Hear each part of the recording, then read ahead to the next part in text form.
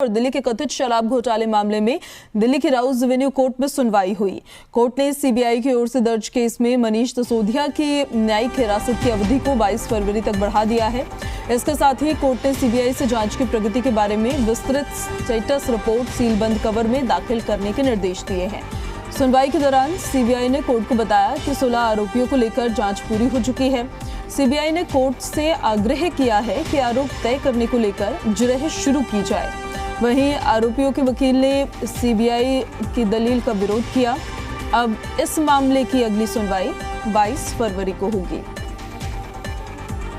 ज्यादा जानकारी के साथ जी मीडिया संवाददाता बलराम पांडे हमारे साथ लाइव कनेक्ट हो गए हैं। बलराम, जरा पूरी जानकारी बताइए, आप क्या कुछ आज कोर्ट में हुआ? बिल्कुल, देखिए, कथित शराब घोटाले को लेकर के सीबीआई ने जिस तरीके से दिल्ली के पूर्व उप मुख्यमंत्री मनीष सिसोदिया को गिरफ्तार किया था, उसको लेकर के आज सुनवाई थी। सुनवाई के दौरान सीबीआई ने अपना पक्ष रखा, काफ़ी दलीलें रखी गई, दोनों पक्षों ने अपनी अपनी दलीलें रखी और सुनवाई को आगे बढ़ाते हुए 22 फरवरी तक के लिए टाल दिया गया है। 22 फरवरी को इस मामले में फिर से सुनवाई शुरू होगी। हालांकि इस दौरान सीबीआई से कोर्ट ने कहा कि जो अब तक जांच हुई है उसकी क्या प्रगति रही है, उसकी स्टेटस रिपोर्ट सीलबंद लिफाफे में कोर्ट को सौंपी जाए। साथ ही सीबीआई ने कोर्ट के सामने अपना पक्ष रखते हुए कहा कि जो 16 आरोपी हैं उनके खिलाफ जांच पूरी हो चुकी है और कोर्ट जो चार्ज फ्रेम की कार्यवाही है वो शुरू कर सकती है। हालांकि इसका विरोध जो आरोपियों के वकील थे उन्होंने कोर्ट के अंदर किया और कहा कि जिस तरीके से सीबीआई ने आरोप लगाए हैं, जिस तरीके से अपनी जांच पूरी की है, उसकी जो रिपोर्ट है उन्हें भी दी जाए ताकि वो अपना जवाब तैयार कर सके।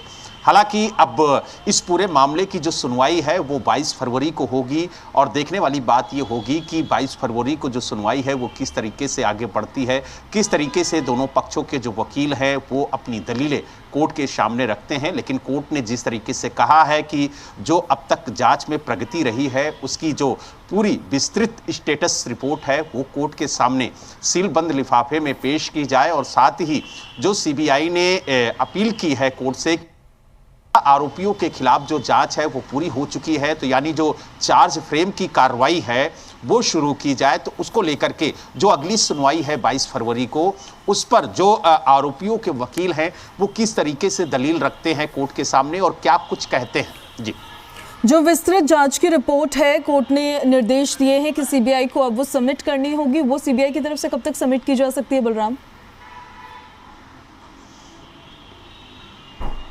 देखिए, अगली सुनवाई 22 फरवरी को है और 22 फरवरी तक सीबीआई को अपनी जो विस्तृत रिपोर्ट है वो सीलबंद लिफाफे में कोर्ट के सामने पेश करनी होगी।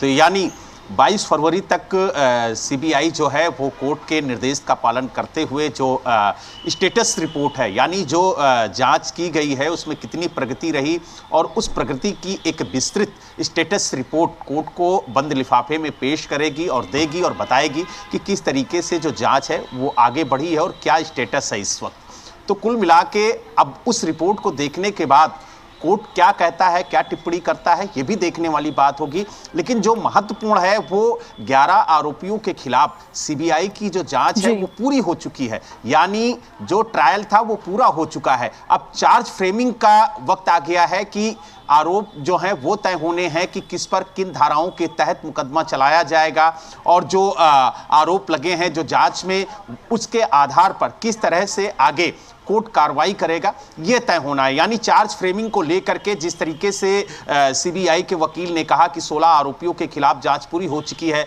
और जो चार्ज फ्रेमिंग की कार्यवाही है वो आगे बढ़ाई जाए, इसका विरोध जो आरोपियों के वकील हैं उन्होंने किया है। अब देखने वाली बात ये होगी कि 22 फरवरी को जब सीबीआई के वकील इस मुद्दे को कोर्ट के सामने उठाएंगे तो जो आरोपियों के वकील हैं वो इसका किस तरह से विरोध करते हैं और क्यों नहीं चाहते कि अभी जो चार्ज फ्रेम की कार्रवाई है वो आगे बढ़े। जी, ठीक है बलराम, आपसे अपडेट्स हम लेते रहेंगे। फिलहाल बहुत शुक्रिया आपका इन सारी जानकारियों के लिए।